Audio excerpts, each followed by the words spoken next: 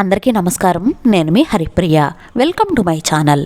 ఇవాల్టి వీడియోలో శివదేవుని పూజ ఎలా చేసుకోవాలి, నైవేద్యం ఏం సమర్పించాలి అనే చాలా విషయాల గురించి చాలా డీటెయిల్గా తెలుసుకుందాం.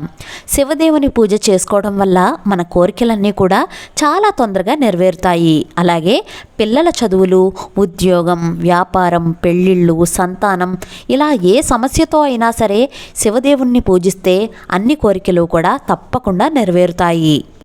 శివదేవుని పూజ ఏ సోమవారం అయినా సరే మనం మొదలు పెట్టుకోవచ్చు. సోమవారం అయ్యి ఉండాలి అంతే.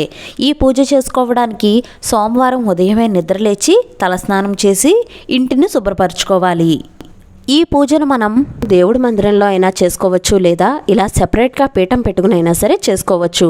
పూజ ఎక్కడైతే చేయాలి అనుకుంటామో అక్కడ పసుపుతో అలికి పిండి ముగ్గులు పెట్టి పసుపు కుంకుమలతో అందంగా అలంకరించుకోవాలి. తర్వాత ఒక పీఠాన్ని ఏర్పాటు చేసుకుని శివుని కుటుంబం ఉన్న ఫోటోను పెట్టుకోవాలి. పువ్వులతో అందంగా అలంకరించుకోవాలి.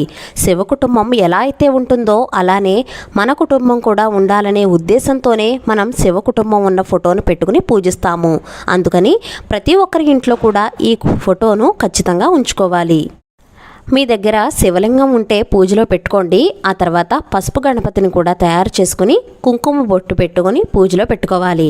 ఆ తర్వాత దీపారాధనకు కుందులు అవన్నీ కూడా సిద్ధం చేసుకుని పెట్టుకోవాలి. ఇప్పుడు మనం పిండి దీపం కోసం కొద్దిగా బియ్యం పిండిలో బెల్లం వేసి కొద్దిగా ఆవు పాలు కానీ మంచినీళ్లు కానీ వేసి ముద్దగా కలుపుకోవాలి.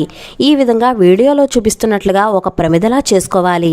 ఇది ఒక ప్లేట్లో పెట్టుకోవాలి. ఇష్టమైన శ్వేత అక్షంతలను ఎలా కలుపుకోవాలో చూద్దాం.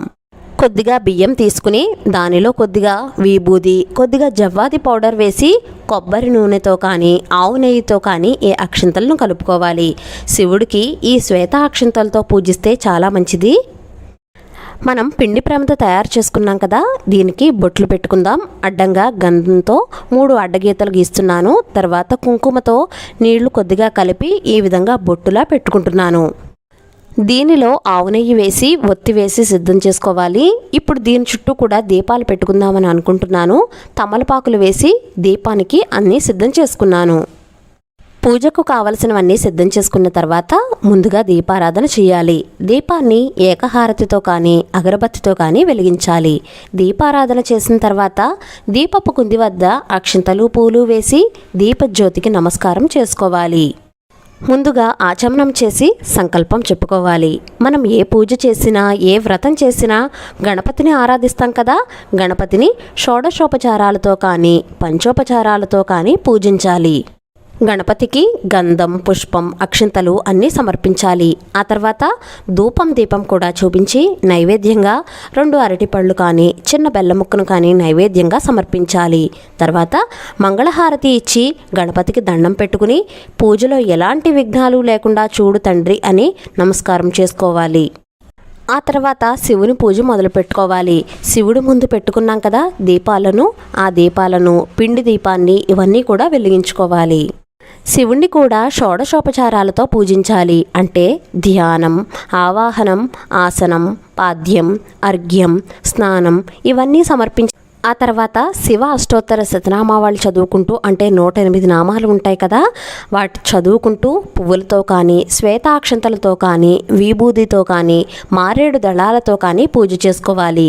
తర్వాత మనకు చంద్రశేఖరాష్టకం, బిల్వాష్టకం, లింగాష్టకం ఇవి ఉంటాయి కదండి, ఇవి చదువుకుంటూ పూజ చేసుకోవాలి.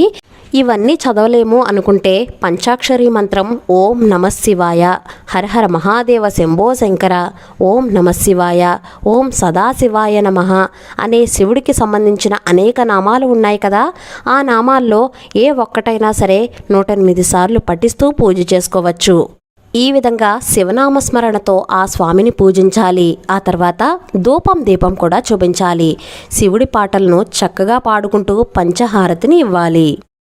పంచహారతిని సమర్పించిన తర్వాత నైవేద్యంగా అరటిపళ్ళు, కొబ్బరికాయ, చలివిడి, వడపప్పు, ఇంకా ప్రత్యేకంగా ఈ పూజలో నైవేద్యంగా పెట్టవలసింది ఏమిటంటే కొబ్బరికాయ ముక్కలను చిన్న చిన్న ముక్కలుగా చేసి పంచదార పొడి కానీ లేదా కొబ్బరికాయ ముక్కల మీద బెల్లం పొడిని కానీ వేసి కంపల్సరీగా వాటిని నైవేద్యంగా సమర్పించాలి. ఆ తర్వాత మంగళహారతిని కూడా సమర్పించాలి. ఇప్పుడు అక్షింతలు తీసుకుని కథ చదువుకోవాలి. శివదేవుని పూజ కథ శివదేవుని పూజా పుస్తకంలో ఉంటుంది. కథ చదువుకున్న తర్వాత అక్షింతలు స్వామి మీద వేసి మిగిలిన అక్షింతలను మన శిరస్సుపై ధరించాలి. ఇంట్లోని ఉన్న వారందరూ కూడా ఈ అక్షింతలను తలపై వేసుకోవాలి. శివదేవుని పూజ చేసుకోవడం వల్ల శ్రీమంతుని అనే రాజకుమార్తె తన భర్త మృత్యుగండాన్ని జయించింది. అలాగే శివయ్య దారిద్ర్య బాధతో బాధపడుతున్నప్పుడు ఈ శివదేవుని పూజ చేసుకోవడం వల్ల అతని దారిద్ర్య బాధలు తొలగించుకున్నాడని ఈ కథలో ఉంటుంది. ఈ విధంగా 3 సోమవారాలు చేసినట్లయితే మనం అనుకున్న కోరికలు నెరవేరుతాయి. ఈ శివదేవుని పూజ చేసుకోవడం వల్ల స్వామివారు అత్యంత తొందరగా ప్రసన్నుడవుతాడు.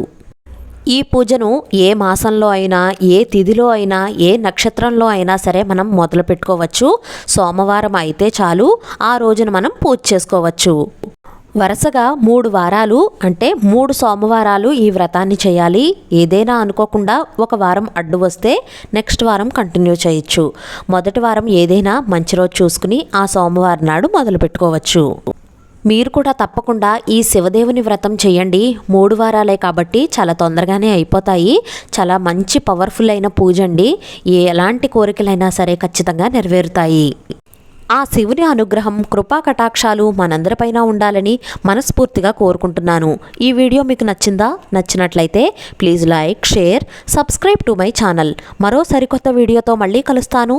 నేను మీ Haripriya. Thank you so much for watching.